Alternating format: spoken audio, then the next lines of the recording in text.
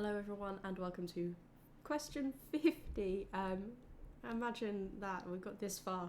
So question 50, do you use any smart software to track your playing and performance skills? How can smart technology help us as musicians? I don't use any smart technology actually. I have tried, we'll go into that, but really I mostly use my brain I guess. I quite using just the odd pen and paper sort of tracking or on like notes on my phone or something like that.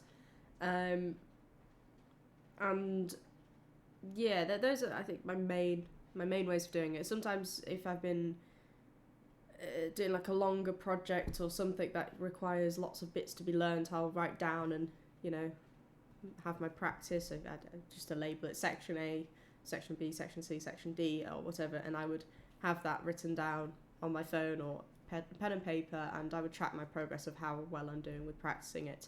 So I can see, if I'm going to reach the goal I've got and which bits I need to put more effort into to get to that goal.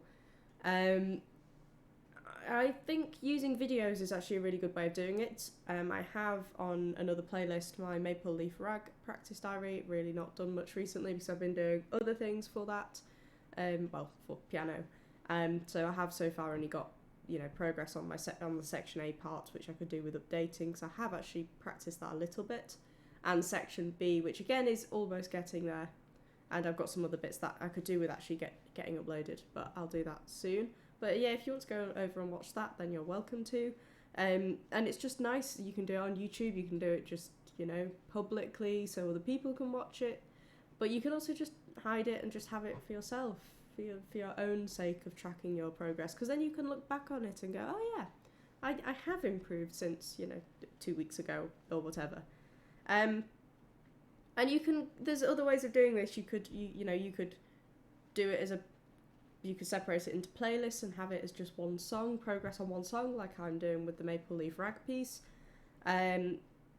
Or you could do it on like a certain skill you're trying to get better at. For example, klezmer music. If you're trying to improve klezmer on a whole and get to slightly more advanced music, you could track your klezmer journey all in one playlist and then look back on it. So you're not always playing the same piece and improving on the same piece. And yeah, you do that. There are other sort of ways. I don't think they're I don't think they're completely what you're after, but there is this app called, this software, if you like, called Tomplay. And Tomplay is, they have like the sheet music for certain songs. I wouldn't know what it's like for ukulele, if I'm honest. I've only really looked at it for piano. And it could be helpful. You play along to the music and it gives like a backing track that is actually recorded by a live musician. It's not just like computer generated or anything. And you can actually change the speed on it. Not completely, that was the only thing I found. I think actually it's different on phones and iPads as it is to being on laptop or desktop computer. You can't change the tempo as good on phones and iPads. It sort of jumps further, which I found it tricky to go with, but it could be a nifty tool for other instrumentalists if they like that feeling of playing along to something else. It's there's a fee there for it.